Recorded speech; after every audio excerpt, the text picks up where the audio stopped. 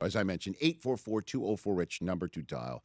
Marcus Spears of our friends and every other show on ESPN, and of course Monday Night Countdown back here on the program. Good to see you, Marcus. How are you, sir? Woo, Rich, what's up, brother? How you doing, man? Better to see you.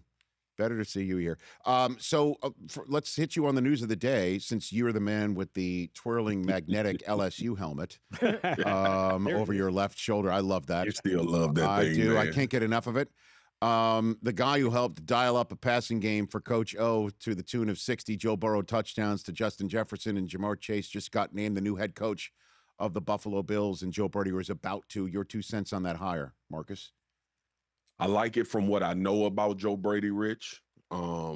It's a daunting job because, I said a couple of days ago with Sean McDermott being fired, the only way you consider success for this next head coach is to reach a Super Bowl. So Joe Brady understands what he's walking into. The good thing is he's been in the organization, know a lot of people there. I'm sure him and Bean has a relationship throughout this process, but even prior to, and it feels like something obviously that Josh had to not necessarily sign off on, but had to make right for this decision to be made, especially with a guy in the building. On to Joe Brady, I was asking the question a year ago, like, why is Joe Brady not getting more consideration for a head coaching job? It was just one of those perplexing things to me from the job that he had done as an offensive mind, and that tended to be the trend that we were seeing with guys having that much success from an offensive play calling standpoint. The natural progression you felt like was to become a head coach. But I think this is good for Buffalo. Now, I got to say this with a little bit of caveat. I love Joe Brady. So whether the job is going to be done at a high level or not, from where I sit and what I've known about him since he's been at LSU, which is why I asked the question a number of times about why is he not one of these hot names in the head coaching candidacy. From what I know, this team is got a real dude, one that can connect with players, one that probably needed a little more time than I was ready to give to become a head coach. And I'm assuming through these interviews and what they knew about him in the building already, that it was comfortable enough for Brandon Beane and ownership to make this decision. Now, here's the thing, Rich. Mm-hmm. They got to make a decision about how this Keon Coleman situation is going to get fixed. Because when Pagula came out and said that, a natural reaction for me as if I was Keon's agent would have been like, I got to get this player the hell out of here. And I'm not sure if that's the progression that they want to take after naming the new head coach. But there's a progression in this offseason, and there's matters at hand that need to be attended to.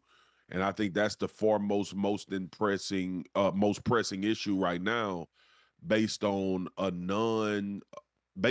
I felt like was a disrespectful statement from the owner of the Buffalo Bills. So now that you got Joe Brady in place, other business has to be handled in the way of trying to get this team to a championship. Well, the Keon Coleman thing, let's hash that up a little bit here, Marcus. When I heard that, okay, when I heard that, my first thought was other players in the organization. Again, Keon's a young player, and young players can be knuckleheads, or young players need time to mature on the field as well, right? And I don't know what's going on behind the scenes. It was a big, head scratch, healthy scratch situation for me, Right. And so I thought, Rich, I'm sorry, I got these allergies, man. It's all good, Marcus. I'm with you. So with all of that, I was sitting there thinking, are there other players in the building who are far more down the line in their careers and also more crucial to the wins and losses and success of the Buffalo Bills, sitting there saying, what's the owner thinking about my play? And am I next about being mentioned publicly as whose fault it was that I'm here, right? Like that to me is a bigger question than Keon Coleman. Yeah, And, I understand. Like Rich, I understand that, but Keon's name was used. Sure. Right? So it always permeates in the locker room when things are happening like that. There's obviously 52 other guys when I'm talking about a game day roster. And this is not to absolve Keon Coleman of being late and having to have disciplinary action. But to your point, young players, I've been a veteran in the locker room. I've been a young player. I know that dynamic. And I think a lot of times you would prefer to keep those things within the realm of just us and let us handle it, let the coaching staff handle it. And if it gets to a point where the GM got to step in and make a decision about someone's future, you do that. But ultimately, I don't think it's ever right to mention a specific player and then attribute, well, this wasn't my decision. You know, we had that with Shador Sanders in Cleveland. That's right. You mean the Pro And Bowl? I'm You mean like, the Pro what Bowler? the hell The Pro are Bowler? these owners thinking, Right. saying that bull crap? Like, even if you feel that way, what possibly do you think can be positively taken out of that by you making that statement? Because one, you've pitted people against each other, whoever made the decision, whoever wasn't for the decision. But I know this is about Joe Brady. We'll get to that another day, Rich. Maybe when I see you down in San Francisco, we can talk all things. Sounds good. But yeah. I'm happy about the Joe Brady hire. Right. To say that. And it is going to be part and parcel. I was just saying last segment earlier in the hour that after obviously chatting with Josh Allen, hey, I got the gig. Keon Coleman's got to be his next call. 100%. Just to talk with him about it. And I'm sure he had a front row seat to whatever was happening with the healthy scratches, and he knows how to handle that, hopefully, for the Bills fans. Marcus Spears here on the Rich Eisen Show. What is it like for a defensive player to watch a coach go for it on fourth down rather than getting points for you to defend, Marcus? It's very difficult, Rich. Right? It's very difficult. Listen, man. Right. While my nose runs from allergies, we've all had to come around on analytics, right? Yes, sir. And I understand that this is the new wave of the NFL. But I'm so glad you asked this question, because to me as a defender, 3 points still means a lot to me. Yes, sir. It means a lot. It still means that you have to, that the opposing offense has pressure to get points.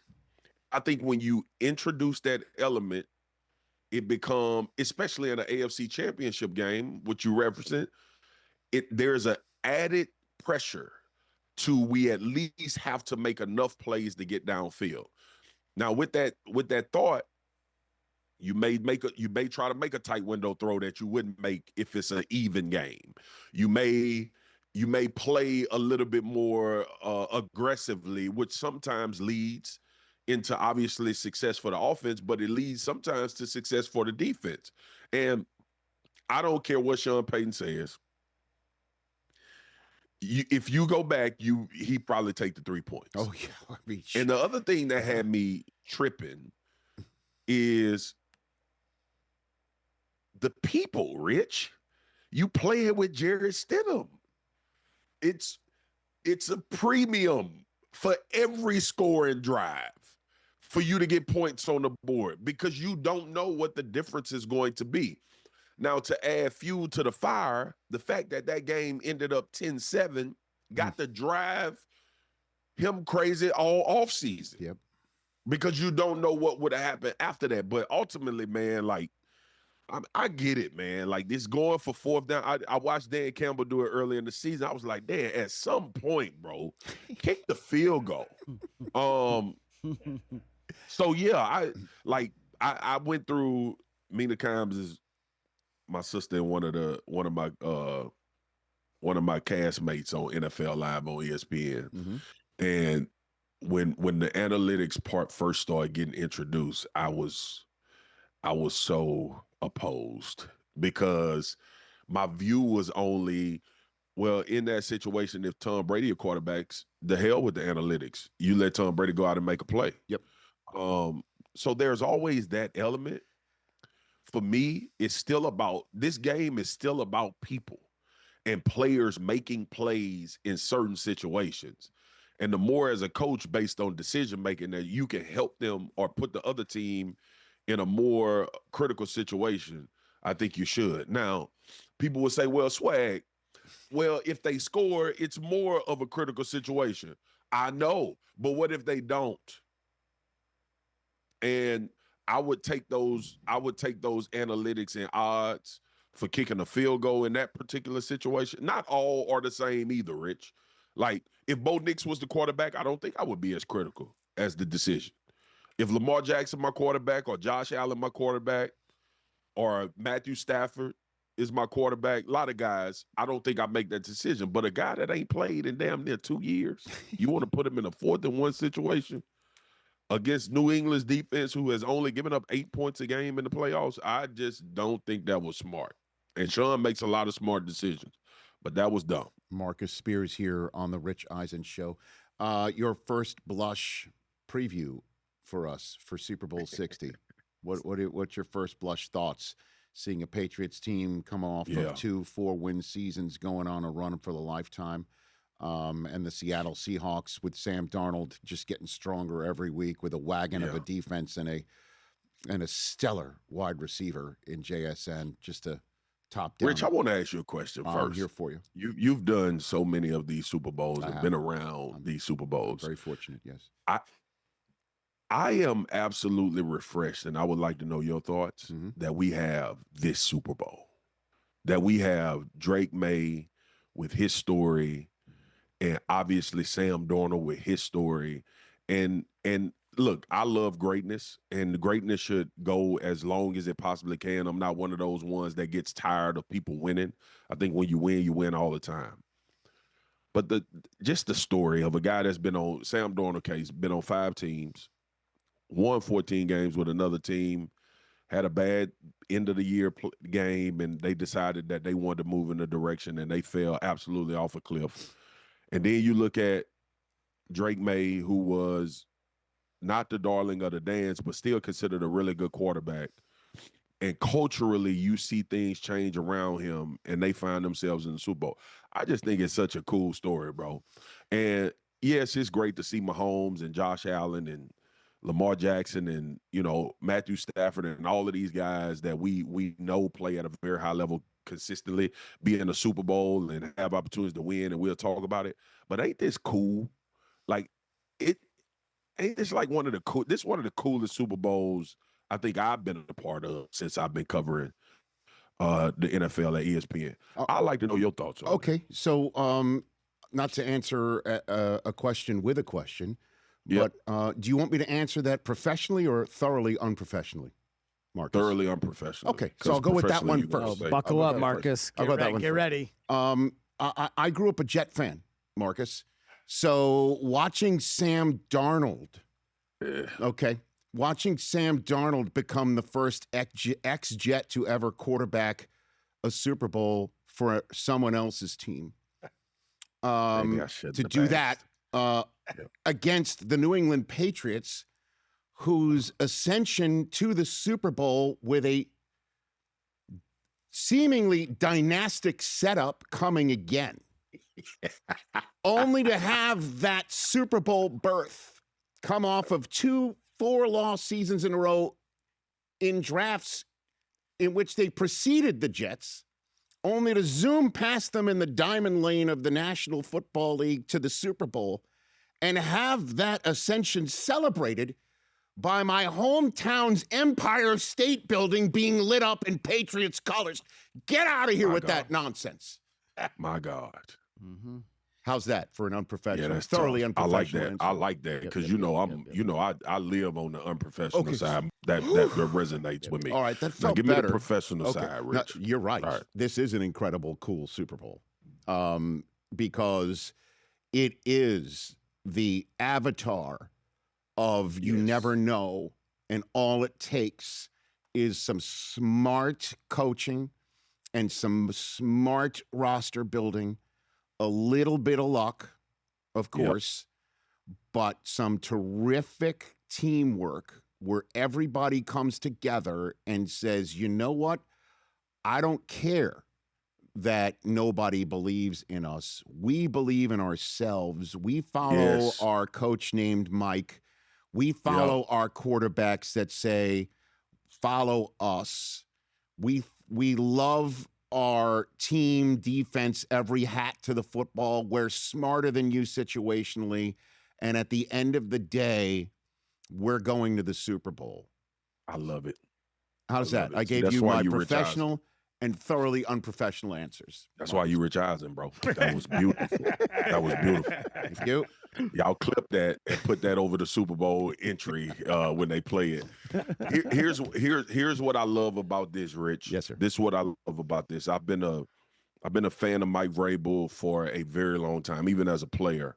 But I still don't understand what Tennessee was thinking when they let him walk, which now has to be – you a Jets fan, and I know it's bad, but imagine being a Tennessee Titans fan. I'm with you. That one I don't understand. And I am going to spend the next week plus diving in when I have information, men and women here. What happened in Tennessee? I can gather why Minnesota decided to not sign Darnold to a Tua or Trevor Lawrence contract if that's what he was looking for, even though he signed for less in Seattle, obviously. Right. I understand when you go and you trade draft capital to get a kid that you believe in, and you do need to start that process at some point. I get it. I understand why Darnold didn't want to stay there. I understand how they lost to Detroit and the Rams, and it didn't look great. But I still do want to know if they did kick a tire on Darnold or not. But the Titans thing, that I don't get it. That one is just get out of here. Wow. Man, and the other thing is Derrick Henry has ran for 4,000 yards since he left. Like, again, but again, this is not for us to beat on Tennessee, but I do need you to put on your connection hat and find out what the hell happened with the Tennessee Titans. Now, they got a new coach, and they trying to move forward, so we're going to allow Tennessee to move forward. Here's what I'll say, man. Mike Vrabel and the job that they've done in New England, and we were there a few weeks ago for the Houston game, and you could sense that this wasn't necessarily the old Patriot way, but it was still some of that lingering foundation that made them what they were when Vrabel was a part of that franchise. I think he won 3 Super Bowls with him himself, right? But there was an enthusiasm that just was permeating throughout this football team. It was a confidence in the plan that they had, that they were ready to execute. And, you know, we all got my NFL Live crew, we make these picks, and people think we like care about making these picks. We talk about that all the time. Like we live and die by it, which I don't. Sometimes I don't even look at it. I tell the producer, pick the game and the score. If people really understood how much I actually don't care about who wins unless it's Dallas, they never tweet me or hit me on X about anything, because they'd be like, bro, you don't even love your job. No, I love my job. I don't get paid to pick games, because if I knew who was going to win every game, I'd just live in Vegas and be richer than all y'all. So, but here's the thing. Here's the thing, man. They are as well prepared, which you expect that from Mike Vrabel, but they are also young and vibrant and new energy. It's not that, Bill obviously had the Patriot Way, and it was everybody, kind of act like you've been there before. Man, Vrabel at the door after the game, hugging dudes. They got their personal handshakes. They going crazy on the sideline. Like, they've been a fun team to be around. And then you go on the other side with Seattle. Mike McDonald, phenomenal job as a defense coordinator with the Baltimore Ravens, gets hired. Sam Darnold comes over. This Seattle Seahawks team is still the reason why we keep talking about the Legion of Boom, because the truth is they are led by their defense, and it's very eerily similar to what they've done before. And then you get a rematch of a catastrophic ending for the Seattle Seahawks in the Super Bowl. There is enough here, Rich, for us to be okay with it not being Mahomes and Kelsey and Josh and Matthew. Like, I have thoroughly enjoyed. This has been one of my favorite NFL seasons because it's been so unpredictable, and the variables of football has shown itself time after time after time. But I'm excited about this Super Bowl, man. I'm really happy for both of these organizations and franchises. But I'm more happy. If I would say I'm there's like one thing that I'm crazy happy about, it's the fact that when Sam Darnold writes this book to youth and up and coming inspiring quarterbacks and all of these things, whether he wins it or not, this is the legit, like, don't ever quit. I'm with you. Like, we see it in real time. I'm with you. Marcus, thanks for the time. Can we get this man a Claritin, please? And I'm getting me some Allegra D. That's the only thing. That's good. Very good. Yeah. Very good. And thanks for the time. I agree with you on everything, but we're going to have to light the friggin' Empire State Building up, okay? You know what I mean? Take care of yourself, Marcus. We'll chat again. All right, brothers. Y'all take